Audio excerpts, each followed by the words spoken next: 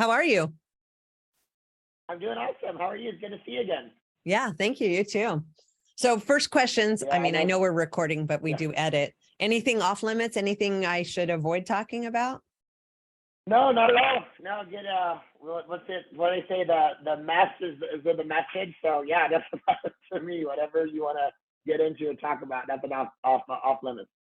Okay, awesome. Cool. Well, welcome to the show. Thank you, thank you. It's a pleasure to be here. Thanks for having me. Yeah, thanks for coming on. So we are part of the same entrepreneur group, and you know, I've been watching all the stuff that you've been doing over the last few years. And how is that going? How is your entrepreneurship journey going for you during these times? Because things are getting just like a little crazy right now. How are you navigating that? Yeah, they definitely are. I think through difficult challenges, it really allows you to become, who you really want to be, I guess, or who you're meant to be, become a spiritual warrior. And it definitely does take more focus, commitment, drive, trying to keep teams together when you have a large, client base. People are more stressed out than ever. Coming out of COVID, something obviously I've never dealt with in my lifetime. None of us really have. And it's had different effects on people in so many different ways. And to see the emotional outlashes and emotional whiplash and things that have occurred for so many individuals when you're in a place of service, like my company is, and myself, my team, we represent real estate, mortgage, and trying to help people. We're already in a very highly sensitive, highly emotional space. If someone like wants to buy a house, it's like marriage. It's like I gotta sign this and be committed to this house for 30 years. At Like that's least. I think the average. Yeah. Yeah, right. Like the average marriage in California, I think is like 6 years. That's 30 years. That's a lot longer than any marriage. But people already get stressed. There's so much emotion behind it. Even a lot of times, sometimes these buyers, it's almost like runaway bride. They're like last minute. I don't know if I want to buy. Like I want to rent forever and bounce around. I'm like, you sound like you want to date forever. But you add to that all the pressures and stress of what's happening, banks getting shut down and interest rates all over the place. It definitely provides a very unique landscape. What I found in terms of for the customers, obviously it can be trying for them. What I think it allows them to do though is to really seek out voices of value, because when everything is going good, and we've seen times where anyone can like throw a dartboard at a crypto account and make a few bucks, and anytime people are doing, they buy the wrong house, but it goes up in value anyways. When we're having times of prosperity, sometimes you don't need to have the right sphere of influence and have the right voice of value and seek out the right podcasts and read the right books. But when times get trying, that's when you really know who's got your back, and that's when that advice and what you listen to means so much. And I think that's so true on my end and my team's side, or anyone that's got the responsibility of overseeing or caring or providing an important service, a vital service to individuals, is you have to be on your A game. You didn't have to be the best realtor, when every year, every single house is going up 10% per year. Like you can't fail, you can't miss, and you may not take that responsibility as heavy. Like, well, it doesn't matter what direction I throw them in, they're still going to win. It's like when you're gambling at the roulette table and you keep winning, it's like, well, I got nothing to lose here. But it's times like now that you have the ones that want to step up and become that voice of value. The business is there and the success is there. The ones that haven't committed that path, we see them kind of fall to the wayside right now. Yeah, it's interesting because business is cyclical. Like, we've both been around long enough to see the ups and downs. And so the interesting thing is we are almost in the exact opposite situation. So when times are good and the world is good, nobody wants to come to rehab. They're like, I could sit at home, I could make my money, I could do this. I don't need to go to rehab. But in times like where we're at now, or like at the beginning of the pandemic or 2008, when there was a big crash, that's when we're doing better than ever. And I'm like, I'm not a merchant of fear. Like, I'm really not trying to profit off of other people's like misery. But the reality is it almost takes that to get them to sort of confront their issues and problems.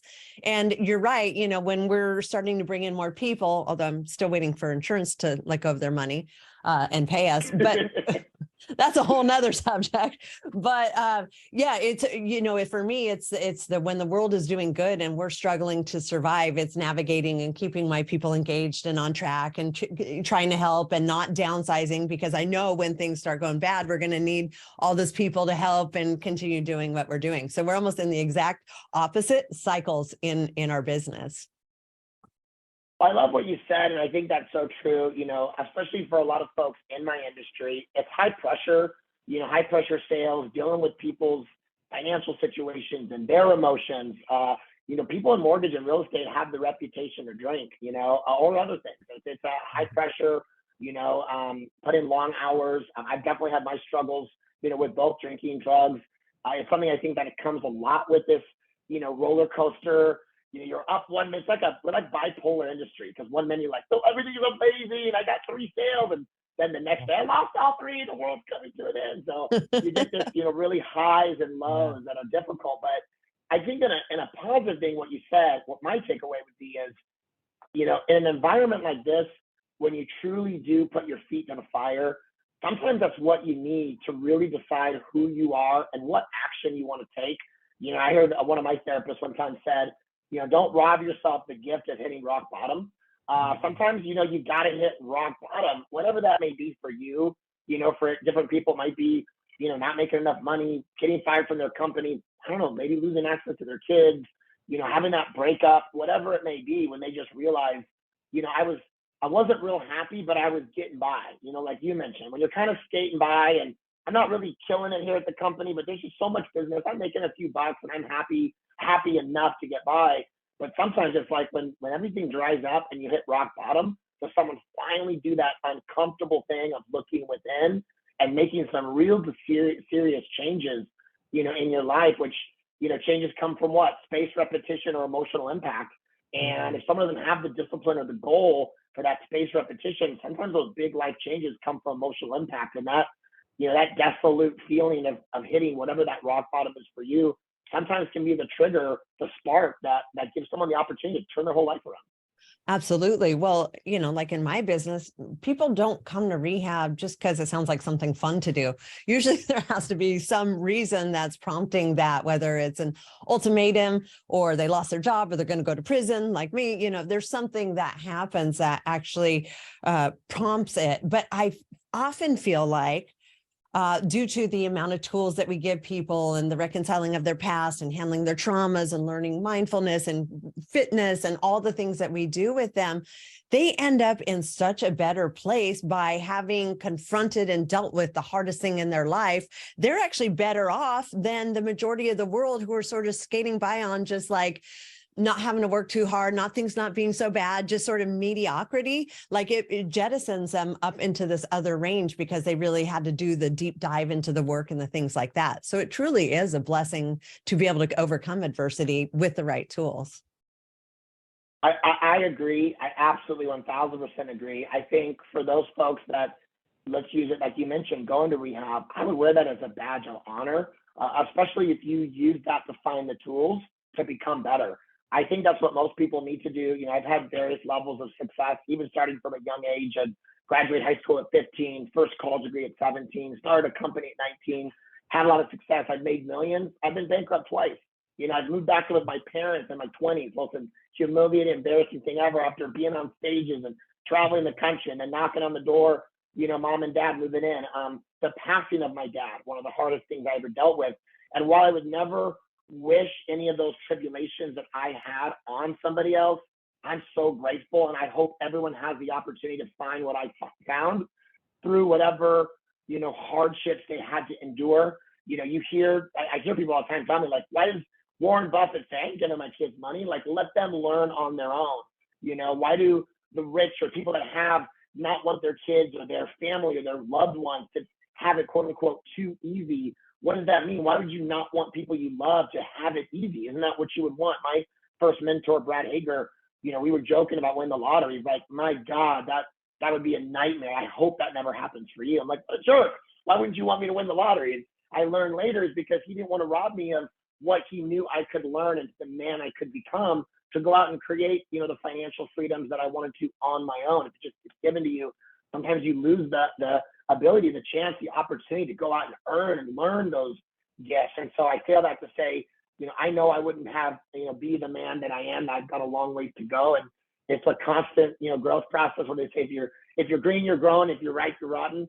I'm still growing. I still see a therapist. I'm still trying to get better, but I know I wouldn't be anywhere near as close to the man of integrity I consider myself if I hadn't had those moments of absolute despair. And I recall, like, even, when I went bankrupt for the first time, I literally contemplated, like, I could never show my face in public. I had bragged so much. I had thought I had arrived. My ego was through the roof. And I remember thinking, like, I literally, like, it might be easier just to move to other. I can never face my friends, my family. This is it doesn't get lower than this. And looking back at it, not only was it nothing, I'm glad that it happened. It taught me so much. So I just want to piggyback off what you said, that, people that have those tribulations and they're so brave. If you have the strength and the bravery to decide you want to change and you need help and you surrender to that help and go and get it, my hat's off to you and wear it as a badge of honor. Yeah, well, and I think we're fortunate now where we live in times where there's just not the same stigma attached to, having been, an addict or an alcoholic. It's kind of just become mainstream accepted. Same with mental health. So it's definitely a new era, I think, that we're experiencing. And I think it's amazing. And it's a good thing because I think it should be encouraged and more people should take advantage of it. And you notice that too, even with people coming out with their own stories and owning it. It's a good thing because I think the more it's out there, the more accessible it becomes to others. So one thing you said really quick. It's so powerful. Oh, go ahead. I'm sorry.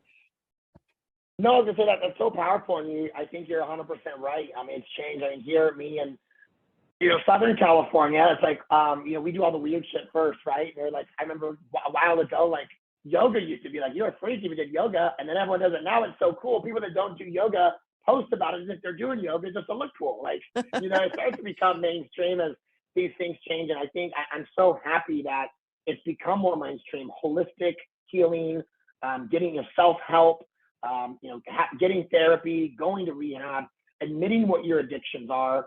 At one point, people talk about being abused when they were young, or addictions that they have or still fight with. I remember even at my age, where, and I think back where my dad came from, but even for my age, where that was such a taboo thing, it would be looked at as a negative of someone being weak. And I think as a society, it's really turned, and that's what gets people to connect even more and see someone as brave and be proud of, look at the struggles this person's come through. And I think more people actually get behind them and connect with someone when they realize this person's not perfect. They've had a lot of issues and I can relate to them. I like them even more now, Yeah, well, they've had to overcome stuff. There's been demons that they handled incorrectly that they had to confront and handle and overcome. And so a lot of times they're like, the majority of my staff have all overcome addiction. They've all come through the program. And guess what? That means they're great staff members. They know how to hustle. They know how to, make stuff go right. They know critical thinking, but they also know where they came from. And so, they make amazing workers as opposed to, say, kids that have been raised in, like you said, given everything, done everything, told that they were great at everything they did. And then they're going to come work for you. And they're like, I could go over to Starbucks and make like 50 cents more. So there's just like no loyalty or no hustle or no drive to, do what is what I think is great for the world, which is move up the corporate ladder, learn all the positions, like really become something as opposed to just like always going somewhere else because it looks slightly greener over there. I love it. And I really admire, how you have your business set up and your structure of having people that have, faced that demon and conquered it. Who else and who better? Who else would I even want, to work with me? And unless someone that knows what I'm feeling, that has that level of empathy, because they've experienced it as well, and what relatability. I think that's such an absolute perfect structure and puts people in the best place of being able to build trust with someone who's helping advise them, because I know this person knows what I'm going through. Absolutely. And it's so funny. And I think, again, this is just like a sign of the times, right? So like back in the day, it was frowned upon that, oh, you're just a bunch of old drug addicts running a rehab. What do you guys know about business? But now it's like, well, who's better to run a bunch of drug addicts than former drug addicts? Like, of That's course we right. know how to do this That's stuff. right. And so, and I think Yeah. like we were talking about with the stigma coming off, and I even think about like AA, it was like anonymous, and HIPAA, it's anonymous. But I think we're moving into times where now it's like being welcome to just own it and be it. And that's okay. I mean, that's certainly part of my modality. Not that I encourage everybody to go tell everybody I just went to rehab, but it's not something to be embarrassed of. And by the way, you're not using anymore. So why do you have to call yourself an addict every day? You're not doing these harmful things. So why do you got to label yourself and keep yourself like who you used to be? Like, let's move forward and go about life and start anew, like you've done the work to be able to do. I love it. I love it. I love it. I think it's a great speech, great philosophy. I totally dig it. Awesome. So, okay. So here's my question for you. So you are, and I love how much you're very much into self-development, constantly growing, learning our lessons. You did bankruptcy twice. What did you miss the first time that you had to go learn that lesson again? Yeah, that's a great question. It's interesting. I learned something different both times. The first time, I walked into a very good environment, and it worked with a skill set that I had that I was very good at. What I learned was to be very teachable and coachable, and to work really hard. That's something I was always great at. When I saw an opportunity, it was through direct sales initially. When I saw this opportunity to watch what other people that had what I had were doing, and literally plug in and learn from them. I think that's the biggest thing that I tell folks that I work with that want to have success in any area, whether it's fighting addiction or a relationship situation or creating something in a business. Someone has done it before us. Seek out a voice of value, someone that can give you show you the way, that can help mentor you, and then follow what they do and then work your ass off. There's no magic pill just because you read a book or DIY on something. It's not going to make you an expert, but it gives you the keys. When I was, 17, 18, I started that first direct sales company, and I didn't know much else. I was so young, so I was like a sponge.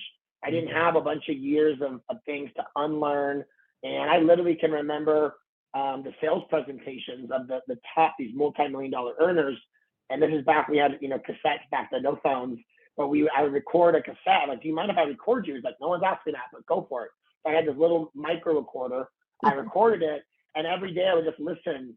Every night I would go to sleep listening to his voice inflections and everything. I didn't even understand why he did a lot of the things that I do now. And I just mirrored what I heard. I learned to talk the way he talked, and it worked and had success. And I think, figure out, there's no secrets to the universe. Anything that we want, someone's done it. It's in a book. There's a course on it. There's a counselor willing to teach you. There's something there. No matter how desolate you feel or how challenging you think the situation is, someone has conquered it. Find that person and then learn from them. Be willing to put what you think aside. Leave your self-limiting beliefs and your fears and your ego. Some people, got leave their ego at the door. Let your ego get between you and your bank account. So that's what I did. That was really good at, and I did very, very well. What I didn't do that first round was understand to protect. Now, if I was having success, to protect my mind and continue to earn that success by protecting who I put myself around. And so I continued to hang out with all my 19-year-old friends. They didn't think the way that I was starting to think, and I didn't even know that I necessarily developed a lot of that mindset. I was just kind of copying a lot of what I saw without even necessarily understanding the principles behind it. But by hanging out with the wrong crowd, I started to do the wrong things. And you start having success and making money. Let's take all my friends. We're going to Miami. We're going to Vegas. We're partying here. 2-day benders there. 3-day benders there. And, just really lost track of who I was that my parents raised me to be. Everything I learned through our religion, just everything, kind of lost myself in my sense. But just really started blowing through that money and then losing the skill sessions, not skill set, but the disciplines that I was following initially on when I was focused. I just got sloppy, and things kind of went to the wayside. And in the end, that company of having a massive challenge and had an issue with the attorney general. Some of the key people were able to move on. And I was just so out of whack at that point. I wasn't. And, you know, my investments and spending and everything I did were so out of whack that I ended up, you know, losing it all. So that was the first round and my big takeaway. Did you lose your friends when you quit being the guy that was taking everybody everywhere, that all of a sudden your phone quit ringing and you weren't being invited to all these things anymore? Yeah, absolutely. Thank God I lost them. Yeah, it was great, Yeah. but it wasn't at the moment. You know, I couldn't understand it, but I was so happy to now looking back at it, to be free of all those bugs. I remember the one time that it kind of sunk in is yeah, I used to be that big spender, you know, fluff my ego, taking everybody out, and we'd always, you know, buying bottles and spending all this crazy money. And then when things kind of turned, I remember going out to a bar and I saw one of my buddies, my real good buddies there, and I asked him, "Oh, could you buy me a beer?" And he said, "No." And I was like, what in the hell? How's this happened? I'm thinking of the thousands of dollars and all the places I took him to in Vegas. And this guy didn't care. He's like, he knew things had dried up and that well had gone. He's like, why would I invest a beer in this guy? He's out of money, you know? And I just kind of sunk home at that point what I had done. So.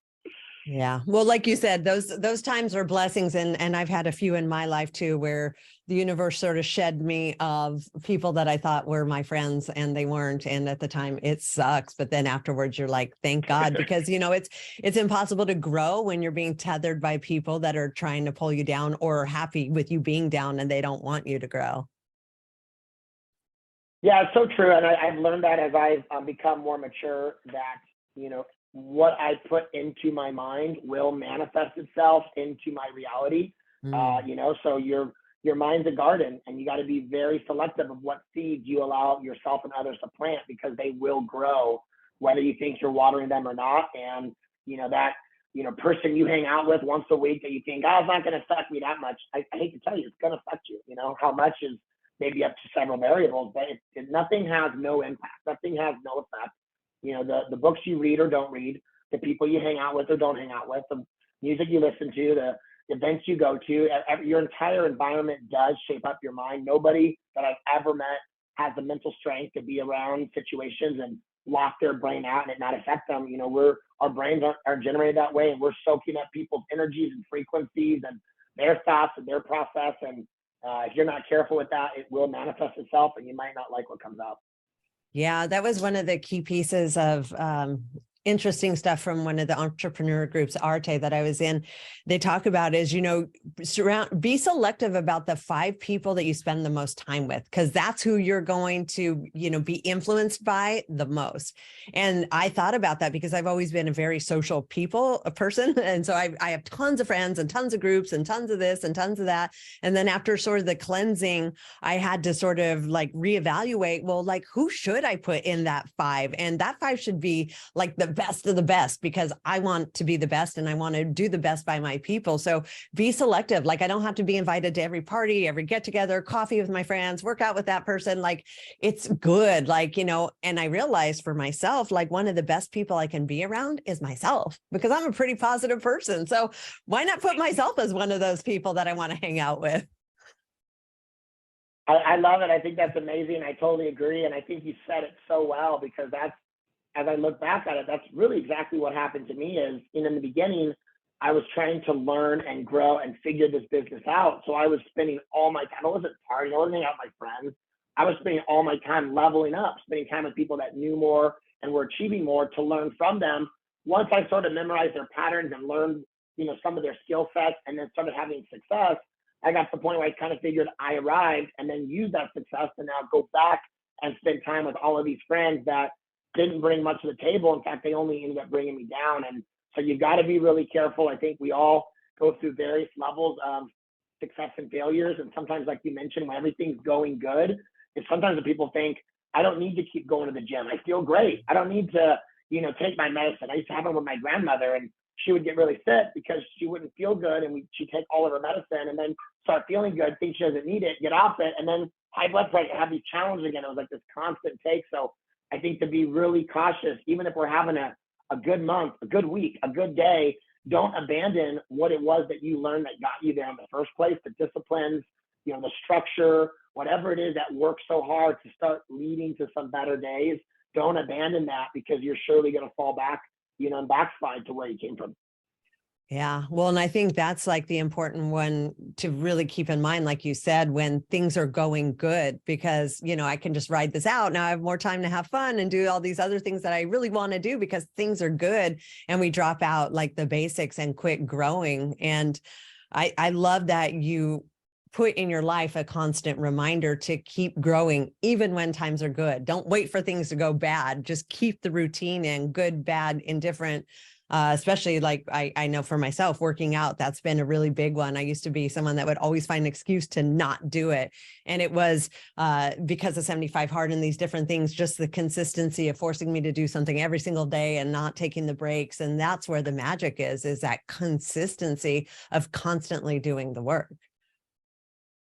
Yeah, it's so true. I have some really close friends of mine that I get frustrated, seeing them wanting to get through them because I want them to have happiness. And Uh, they were having such a struggle with their relationship, particularly when they would go out and drink and party. And so they decided, let's not drink. And they started having a really great relationship. And on their 90-day mark, we're doing so good. Let's celebrate, go out and drink.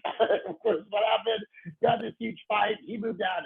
I was like, you guys are doing so good. Let's stick to what's working. Don't abandon when you're having success. So it is true, but it's human nature to kind of when things feel like they're going great, sometimes to let off the gas. But I think the people that really create exceptional lives for themselves and have exceptional relationships with the people they love and have exceptional success figure out a way to continue to press the gas even when the going gets good. I'm a big guy into sports. I think of someone like a Michael Jordan.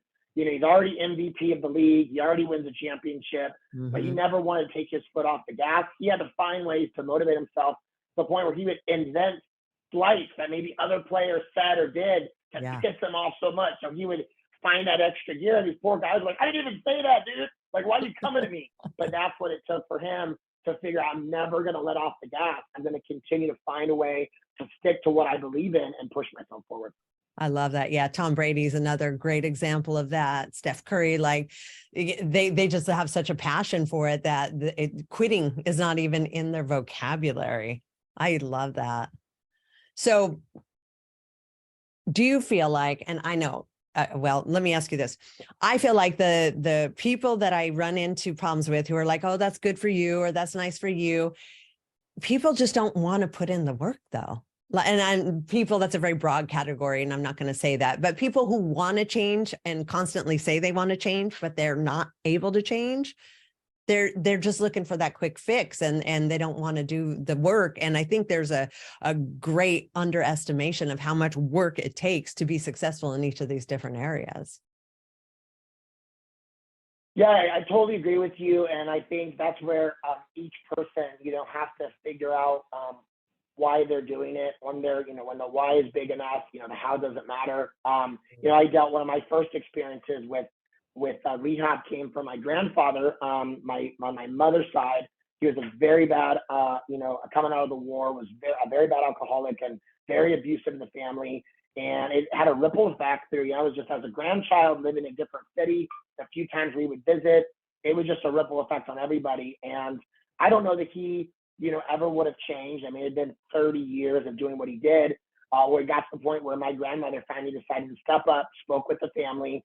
We had that moment. I still remember I must have been 7 years old. I was very young, where we all sat around and basically shared with them, I love you, but I hate the way you're making me feel. And I hate the way this is happening. And as a result, the only thing we can do is we must withdraw our love from you, because we can't be party and be treated this way. And, he fought it. It was a few months. My grandmother moved in with us. It was a few months until that was, I guess, his rock bottom, where, being on his own and being alone. The kids had already moved out of the house, his 5 children. And then my grandmother was gone. He was empty enough and figured out he truly wanted to make the change. She started, coming to like have us to where I lived and asking for her forgiveness. And we gave him the list, and he went to go through rehab. And I think it was about 9 months. They wanted to see, did he really going to make those changes? And he did. She ended up moving back in with them. And he lived for the last 15 years of his life. He never touched a drop. And to think the work that he finally put in, I don't know where that happens for each person, that metamorphosis where, caterpillar decides to put in the work to pummel their body and create, whatever painstaking effort goes into sprouting wings and turn into a butterfly. we all have that capability inside of us, but there is no magic pill and there is no shortcut. At the end of the day, it comes down to our sheer raw will, our will to fight for what we want and do anything and everything it takes and put in the work. I think every shortcut or ways that people try to streamline, I don't want to, I don't want to lose weight. I'm going to try this special shot or this pill, or it always going to come down to putting in the work and burning more calories than you put in your body. Is really what it comes down to. And I think in everything in life, that's what it is. I almost feel like the universe is designed to reward people that put in the work, that have the commitment. You can't cheat the system. You can't cheat the universe. You can try. I've tried it. Everyone dabbles with it. But I think you're right. It just comes down to those people that decide to roll up their sleeves when they hit a point and say, come hell or high water, I will succeed at what I want. And that level of resolution, I feel like works every single time, sooner or later. Yeah. Well, and I think it requires rock bottom, or at least something that's so painful that they're willing to do that work. Because like with your grandfather, and I'm so proud of your grandmother, because that generation, that is not, they just usually, for better, for worse, this is how it is. And they just accept it and live their entire lives like that. So first of all, I'm so incredibly proud of your grandma for standing up and saying, this is not okay. And then sticking to her guns with it as well. Like, it's phenomenal. And if I have to say, like, not the only people, but the majority of people, if we were to fail, it's the ones whose families were unwilling to do that with somebody who came to rehab, who were unwilling to hold the hard line and say, I don't care. You've been there 5 days, you're not coming home and you're not better. The ones who get soft and reasonable and allow that to continue, their success is hardly ever, because their support system at home isn't brave enough to say it's not okay. So first of all, super proud of your grandma. That's such a cool story. I'm so glad that you shared that. Yeah, you're right. I mean, that's the tough love that you need. If you really care for someone, that tough love of putting your foot down and not enabling them is what you need and what they need. And I know for a fact, if she, had gotten weak, because it's hard, dude. She went through raising 5 kids, and in that environment on a small farm in Bard, California, there's no neighbors. I mean, they just, they kind of took it. I don't know where her fine line one. It was just one backhand that she was fine. This is the last time you're going to put your hands on me. Whatever it was that she drew that line in the sand, and she, God bless her, she stuck to it. But I know they wouldn't have had that last decade plus of actual good times. He wouldn't have had that and ended his life in peace, becoming a better man, if she had caved early on in the process and went running back to him. I just know in my heart he wouldn't have found the strength he needed, with God, to pursue and beat his demons. He would have, and it would have been a horrible ending to his story and possibly for hers. And so I appreciate you saying that, and I do agree that was a brave thing for her, and she saved her life and his life, no doubt as well.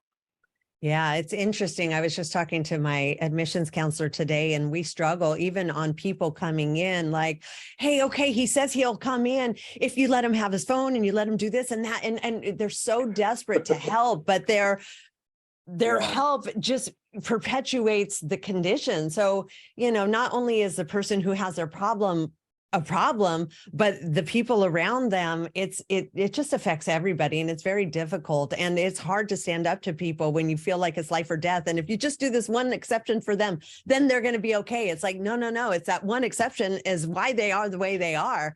But I get it. It's also very difficult when it's a loved one, because you don't want something bad to happen and you're so desperate to get them help that you will do anything. But the thing that's going to help them is like exactly what your grandma did, forcing the situation and not giving in whatsoever. Yeah, I don't know what it's like, to be honest. I can't imagine what it'd be like to be a parent, in that situation where you have someone that you've created life and you've been there from the beginning. Every bit of your fiber, your being, your soul loves this person so much and wants them to find happiness and help. It's easier said for me to be like, oh, you just gotta cut them off and be tough. I don't know how tough that is and how difficult that must be for someone to go through.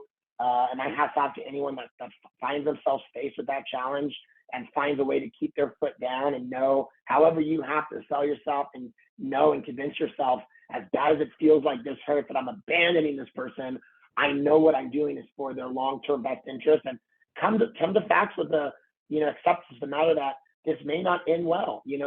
I may put my foot down and say, this is, you're cut off, and, only if you're going to get help. Otherwise, I can't be here for you. And there's that fear that what if they go off the deep end, and what if I don't see them again, and who knows? But then again, I think if you're at that point, if you don't change, they're gonna die. They will be out of your life. And at that point, you enabled and helped cause it. So I can't imagine what it must be like, but my hat's off, and thank God for you and your staff, that coaching and the help that you give people to get them through that. And the ones that do, I know the majority find, light on the other side. Oh, I appreciate that. Yeah. Thank you. So you do a lot of personal growth and health. We talked about that. What is your daily routine for investing in yourself look like? Yeah, so that is a big thing for me. First thing in the morning, I have some, my little treatments of breathing exercises and things to really get my mind right. I know for a fact, people say, did you have a good day or a bad day? And most times it starts with that first 30 minutes of the day. When you get off to a good start, simple things, make your bed, read a few pages, go for a brisk walk. I like to take cold showers most of the time. I have a cold plunge. All those things that I feel like are important to adjust my nervous system and really get my head right. I think it's really important. It gives me clarity for the rest of the day. Now, that's always my goal. Of course, it rarely always works out perfect. You wake up a few minutes late or something, and you wake up to racing thoughts, and I want to check my phone to see how that deal work out, and I see a challenge. Oh my God. And I let myself get off track to start the day. I feel the effects throughout the day. If you don't take a break to do your yoga or meditate or whatever it is that each person likes to do. Some people, it's getting to the gym. I'm really big on physical exercise. I think that's huge to have that, mind-body connection. I'm becoming really a lot bigger than I used to be on gut health, and learning all the effects of that, how the two can affect each other, and what you put into your body and the health of your gut will literally affect your attitude and your mindset. So, and those are some of the things I think that are really important for me. Like yourself, obviously, the people we associate with is why we both have a huge investment of both our time, and finances to be parts of, I heard you say RTA and, Apex executives. These are big time commitments and big financial commitments. But I think, we both agree we do that because of, birds of a feather flock together, and what we learn, who we pick up on, who we're associating with. I think the Bible said it great, all those years ago, as iron sharpens iron, so one man sharpens another. So that's really important to me. I don't get to read quite as much as I used to, and I'd like to, but because I'm here in California, we sit in traffic a lot. I can't tell you the last time I've listened to music. I don't know. People mention these names nowadays. I'm like, I don't know who that is. Like, that's that new rapper. I'm like, sounds like a cool name, but I'll try to go play the song. Oh, I did hear that song. Because Nicki Minaj, they don't need my money. They're rich, right? They don't need me to invest more in them. I want to invest more in myself. So everywhere I go, I'm listening to Monday Motivation from Ryan Stewman, or I'm big on Ed Milet, listening to his podcast. I have Audible downloaded on my phone, so it's really easy to, when you hear about a good book, get it and spend that 20, 30, 40-minute excruciatingly annoying, potentially annoying traffic jam on the 405 into an amazing opportunity for some self-growth. And while everyone else is honking horns and irritated, I get out like, man, I wish I could just take another lap in this car because I was really loving chapter 5, So those are some of the things I've done, of just being really careful about what I pour into my mind. When you're putting, good in, it's just wild how your outlook on the day and on life changes so quickly. It's true. I've actually, I got to catch myself because I've gone so far away from music. It used to be music, music, music. I love my hard rock. I love music. And now it's all about the audibles and the podcast. And I'm like, wait, I should listen to music every now and then because it does make me kind of happy. So, I gotta, and when I'm working out, that's my favorite time to listen to music, or maybe I'm doing housework. But it's a delicate balance, because then you can be too much of one thing or the other. And the other thing that I started doing differently this year is turning it all off and just listening to silence. And that was so hard for me to do because I'm so used to just inundating myself with knowledge, with music, with this, with that, handle this phone call, do this, just bombarding my brain constantly with stimulation because we're such go-getters and multitaskers, and let me handle this and let me do that, that it really was hard for me to just say, how about I just listen to nothing? Like when I walk my dogs, how about if I just listen to nothing and be present in the world? And now I've swung the pendulum where I'm just listening to nothing all the time. And I'm like, okay, wait, now I'm back to like thinking all the time. So this isn't working. So yeah, it's always a delicate balance. That's really cool. I do want to try that more, and I think that's great. I was reading a book about how in some of these Roman times they had these big halls, think tanks. I was like, what would be a think tank? Like someone would just go and sit in absolute silence and just sit there and ponder for hours. I'm like, that sounds so unique. I tried it here in in Costa Mesa, close to where I live. They have these I don't know what they're called, but they're like salt baths where you basically lay in this highly In the salt pod? water so you float. Yeah. Yeah. So it was like they close it. So like I did it when they said you can play music. The one I chose was no music, but it kind of tripped you out for a while when you're in complete darkness and there's no sound and there's the absence of light and you're just kind of free floating, stuck in your head.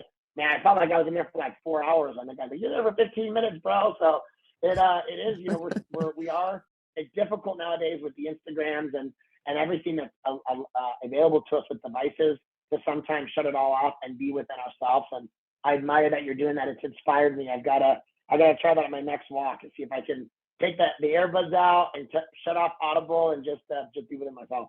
Oh yeah, it's a challenge, but then you start looking for it. Now I'm like looking, where can I have some silence? Like you start to really enjoy it. Yeah. So I tried, okay. So, I think we're both big Warriors fans. So like, Steph Curry and them, part of their recovery was those salt pods. And I'm like, oh, I think I'm going to be really good at this. Like, I love that shit.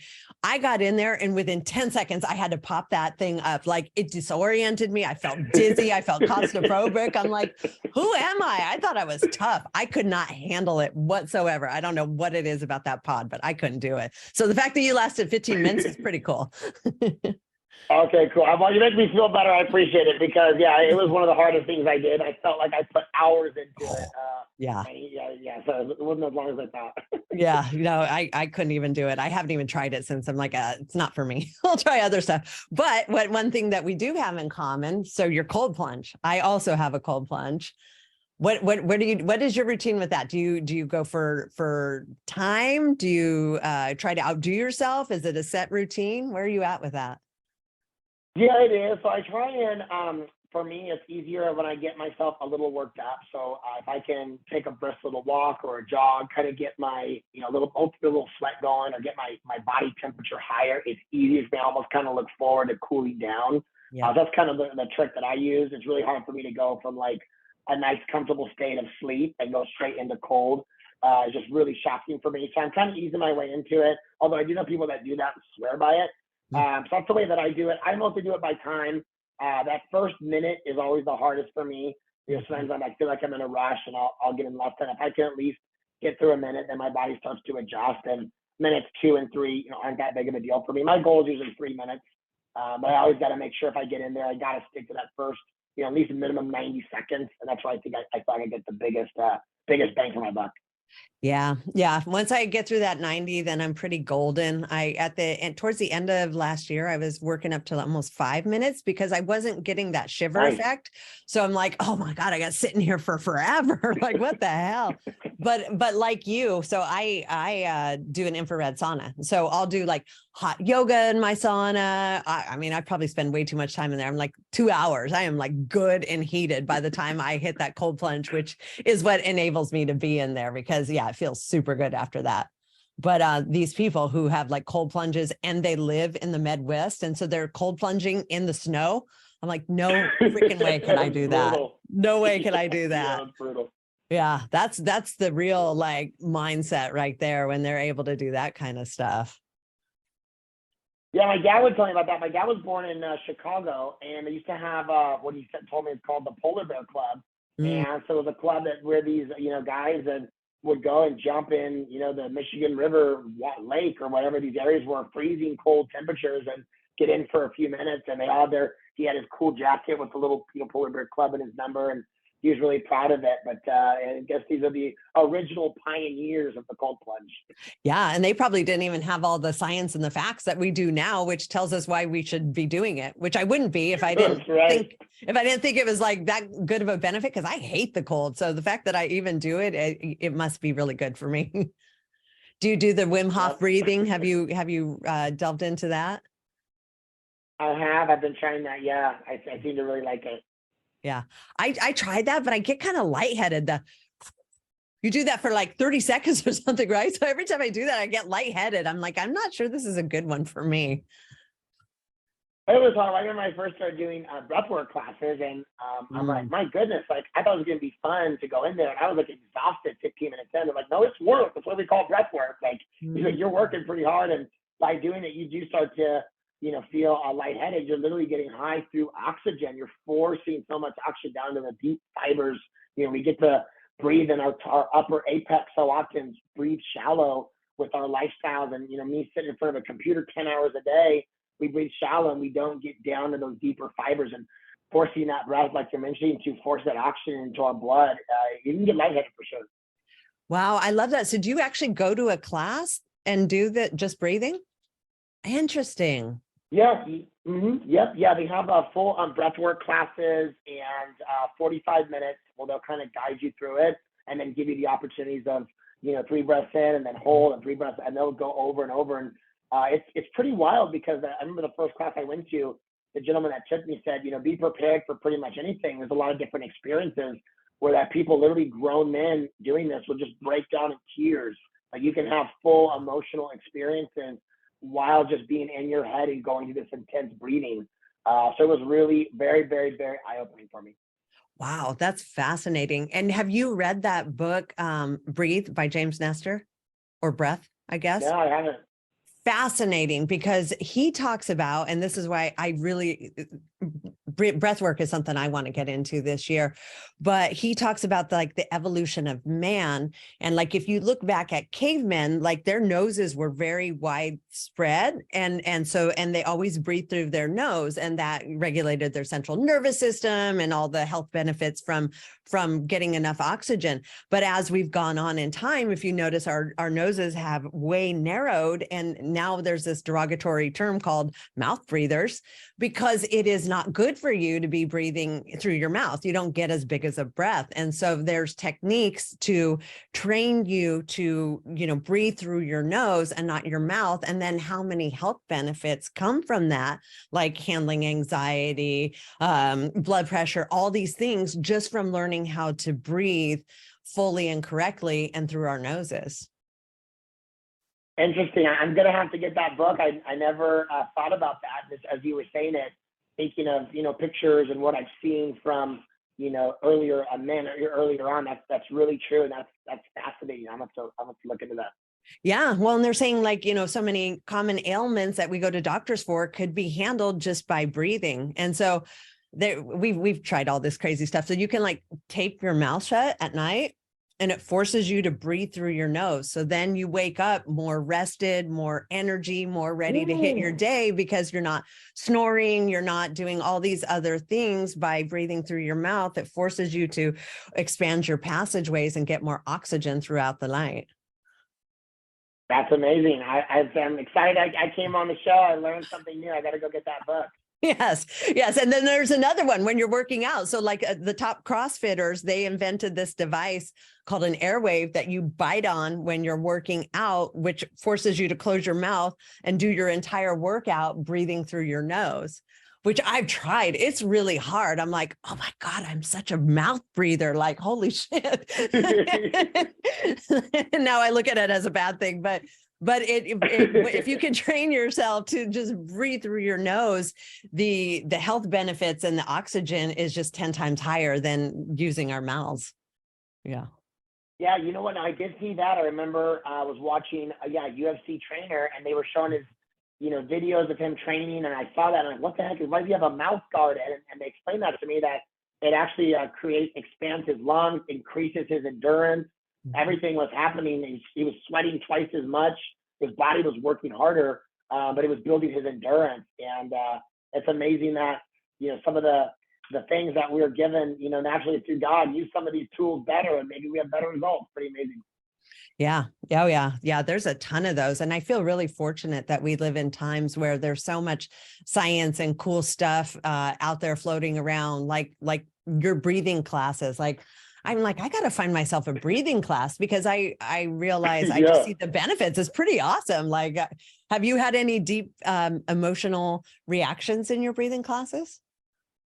You know, I did in the times that I'd gone, but I was in a pretty, I think, a stable state. I was kind of coming out of a breakup, and I'd been seeing a therapist and dealing with a lot of kind of getting my emotions out there. And it was actually the reason why I accepted this invitation, was I'm looking for anything and everything to kind of continue my journey, continue to dive deep within and look for, you know, what else I can find to help me, you know, continue my evolution. And so I didn't, honestly, I think if I had found this class a little earlier on, I had so much pent up inside of me. That kind of would have been the trigger that would have just let the doors burst open. But I can definitely see how it would have that effect on a lot of people. Interesting. Yeah, I'm not sure how it would have that effect, but I would love to watch it. I think that'd be fascinating. And it also is making me thinking like why we put it in yoga, right? Like it's all about, or not even, well, yes, yoga, but also mindfulness. Like it's all about the breath, follow your breath, be with your breath. Like all these things have been priming us to do what's right for our body. So it's very interesting to look at it that way. I agree. So when you talked about gut health, are you on a specific diet? Like what have been your realizations on health and having to do with your gut? Yeah, I appreciate that. You know, it's been a journey for me. I've struggled with weight most of my life, you know, trying to find that right diet or shed pounds. And, you know, being a lifestyle where you tend to sit a lot and be in an office and work late and you eat late. In my, you know, industry, again, you go to a lot of mixers and networking events. You're taking realtors out and, oh, let's go get a drink. Let's drink. And it's just so terrible for not just your gut health and your gut lining and, you know, acid reflux, everything that happens, but, you know, obviously for then weight gain, really hard for your body to, you know, shed weight when you're throwing alcohol down it every night. It's almost impossible, right? So I learned a lot about, you know, first and foremost, I got a hair follicle test and started seeing an acupuncturist, which I was a huge fan of. So the acupuncturist really helped with a lot of different herbs and trying to clean up, you know, what foods I should cut out. I did a test, a blood test that gave me like food allergies to see what things were creating a lot more inflammation. And inflammation is helping me not digest, you know, making me feel bloated, you know, potentially giving you hunger cravings and other challenges that make your day hard to feel good and move good when your body's not, you know, really processing. We've all had those meals where you eat and you're like, I can't move, I can't think, I don't want to do anything. I became very lazy versus foods that we eat and we're like food on the go and energetic. And 15 minutes later, we feel even better now that we ate and we're ready for our next task. So we all know it. We can tell, you know, where that is. It's finding that discipline and commitment that I want that better feeling. I want the higher energy in my life. I'm going to, you know, be strong and stay away from these foods that give me temporary gratification, but, you know, long-term, you know, effects that I don't want to have to deal with throughout the day. Other things I did to make some small changes in the mornings, you know, drinking a hot green tea to give myself a little bit of a caffeine boost without some of the, you know, the acidic reflexes that I was getting from just first thing in my stomach, you know, having coffee. I turned to bone broth a lot more, chicken broth, things like that, beef and chicken bone broth, especially like at night in the evenings, having something warm and that kind of nourished me and maybe kind of help move through, you know, me, you know, what needs to before you go to sleep. I'm trying not to eat too late, and I've pretty much gotten away from, you know, drinking. I'll have, you know, wine or a beer here and there, but I was at a point where I was feeling like and I think society almost does that, where you've got to drink everywhere you go, every mixer, every event, go golfing, drink, go bowling, drink, you know, and you can't do anything without like, where's the beer girl, where's that golf stand, and so kind of getting out of that and realizing that wasn't creating a happy gut life or mental life for me. You know, all those were some small changes. Great thing about changes, one typically piles on the next, which piles on the next. So it's really a domino effect. But I always encourage people. I think Martin Luther King said, you don't need to see the whole stairwell. You just need to see the next step. You know, just take one small change. You know, usually you do one thing and then you want to do the next. You cut one thing out of your diet and you feel a little better. So you cut off the next and you feel good enough. You take a walk, and after a couple of days of a walk, you like actually want to do an activity, and one feeds the next. So just take that first step, and usually it's, you know, bigger and better things to come. I love that. That's kind of been my journey with intermittent fasting, because I do keto and intermittent fasting. And at first it was like, oh, there was the window, and then I was like, I'm just going to do 2 meals, and then I'm like, maybe I'll just do 1 meal today, and then I was like, maybe I just won't have a meal today and I'll eat tomorrow, and then I was like, let me try 3 days. So it's amazing what our bodies are capable of if we give them the opportunity to work hard for us. And the other thing, I love what you said, and I only learned about this a few years ago, is inflammation. Like we used to always hear about food allergies, but I didn't realize how many foods create inflammation in your body. And it made so much sense, because it's like, oh, no wonder, I swell when I eat these different things. And it could be anything from just bad oil. Like the more knowledge you have, the more you're like, holy crap, there's so much to handle here. But Yeah, it's wild. yeah. Yeah, I learned it from my sister, actually. My sister is funny. She'd always been, a fan, in great shape. And when she had my nephew, her like chemistry, I guess, and doctors will explain better than me, but basically changed. So Yeah. she put on weight through the pregnancy, and then afterwards thought, I'm going to go back to my old routines, the foods I always ate, the proteins, my macros, and everything was going to go back to where it was. And it didn't. She just could not shake the weight. She put on pounds, and she couldn't understand it for the life of her. And, in the end, she finally got that food allergy test, and they're like, hey, you can't have eggs. Like, I always eat eggs. Like, eggs always made me feel good. Like, maybe it used to, but now your chemistry's changed, and your body is, it's a level 3. It's a number 3 for you. It's as high as it goes. So she literally followed what the doctor said and just changed the diet, the cutting out some of the things they said to. And same diet, same time, pretty much the same thing she did with just eliminating some of those foods. And the weight dropped right off.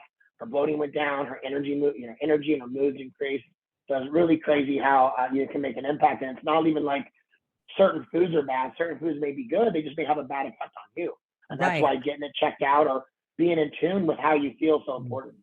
Yeah. Well, and I love what you said about it can change. Like what used to be may not be what it is today. So you got to get away from like how it always was and constantly be updating that. All right. So here's my last question I for you. agree. Okay. Okay. Here's my last question for you. So when you quit drinking at all these functions, and their work functions, and you're entertaining and the majority of that, was there reactions from others that was difficult to handle, or did you find that pretty easy? Because I know that's a question. Obviously, people leaving rehab, it can be a difficult transition to handle other people who are still doing that and not make them feel uncomfortable or not want to be around you. Yeah, it was, hard for me. It was a challenge, definitely, because, I got this, I identified who I was with how people looked at me and how I was treated and who wanted to hang out with me and invites that I got. We all want to look cool. We're all on social media looking cool and acting cool. No one posts, loser pictures. We post our wins, right? Like, Yes. so we all want to look like winners. We want to feel like winners. And I'm no different than anybody else. And, when you, start to realize that some people don't really want you around for those events and those parties. And, it hurt a little bit at first. In the moment, once I got past that, I was so happy because even though I liked temporarily some of those invites and some of those people and some of those things, ultimately, I wasn't really becoming the entire man and the person that I wanted to be. I wasn't feeling self-actualized. And so, I had kind of that road had come to its end. It served its purpose. I'm grateful for every moment and every person I spent that time with. But I decided it was time for me to continue my journey and turn on to a new chapter and try to become something different than I was before. That had to come at the sacrifice, but also the blessing of creating new relationships. So, I lost a few friends along the way. I guess I'll call them acquaintances now, but it honestly was for the betterment of myself, and I wouldn't take it back. But there is a process. You can't have a lifestyle change and any kind of transformation in one area of your life without seeing that ripple effect affecting other people. It might affect your family, it might affect some of your existing friends, it might affect some of your existing activities, some of your leisure time, your hobbies. Be ready for everything to change. But if you go into it saying, I accept change and I surrender and that's what I want, then you have to accept it across the board. And usually it's going to come at the benefit of you, the self-discovery of who you really want to be and who you really are. So it's a huge blessing. But obviously, we're creatures of habit, so change is never easy. And sometimes when you feel like that sense of abandonment, which we all have, I'm losing this, I can't go to this event, I'm not going to that party, this person's not calling me back anymore. There's a temporary loss, but it's definitely overrun by a long-term fulfillment of realizing that you're following through with your commitments and living the life that you really want. Yeah. And just to, add to that, and you just have to be strong to endure it. Like if they're willing, I think what happens with people is they don't want that mirror in their face. So having you with your, like for me, it's, people with fitness, people with, recovery with this, they just don't want that mirror to make them feel bad about themselves. So they kind of push you away. And once I kind of had that realization, like it maybe wasn't necessarily about me. It was more about them. It made those people falling away a lot easier, because the people who are aligned with you and meant for you, that would never be their reaction. So it can be a blessing, but it's always a little painful at the same time. It always is, but you said that so well. When you have that mentality that, it's meant to be, and if you wanting to make a change for yourself and be better and being honest about it is too much for someone, or doesn't fit, or they don't want to support that journey, then that's their decision. But you have to allow them and release them and not feel bad, because they're the ones that made that choice. And ultimately, they weren't meant to be in your life long term. If they're making that choice to exit and not support your decisions and your changes, then you have to have that mindset that their place in my movie has come to an end, and I enjoy where it's at, but I look forward to moving on. Yeah, that's such a great lesson. Impermanence. I've been really, really working on that one. I feel like I've gotten much better about that. So thank you so much. I appreciate you coming on the show. I feel like we had an amazing conversation and a ton of takeaways for people who are listening to the show. Any last words of advice you want to give our listeners, or any time, because my show is named Going Rogue, that you went rogue and it was like the right thing to do? Or both? I love that name. I love it. Going rogue, and I'd have to put some thought into some of those past experiences. But no, nothing comes to mind other than I'm just very grateful and appreciative. I know how much effort and time and energy that you put in to, help provide hopefully a spark in somebody's life, to share something, that's said the right way, that puts someone on the journey of finding, happiness in their life. I think there's an old Chinese proverb that says, when the student is ready, the teacher appears. Maybe that's what today is for someone, and if it's not today, maybe it's another day. But the fact that you're putting the content out there and putting the effort, my hat's off to you, and I appreciate letting me be a part of your journey. Awesome. Thank you. Thanks for coming on. Yeah, I appreciate it. And it was wonderful having you. I know it was a little bit of time getting this time set up. It's been crazy. So I appreciate your persistence and your patience very much. That is what I'm best at, is persistence. That's how I got Andy on my show. I am very persistent. I do not give up. So awesome. Well, thank you. And if you ever need anything, feel free to reach out. You're the best. Thank you again. All right. Bye.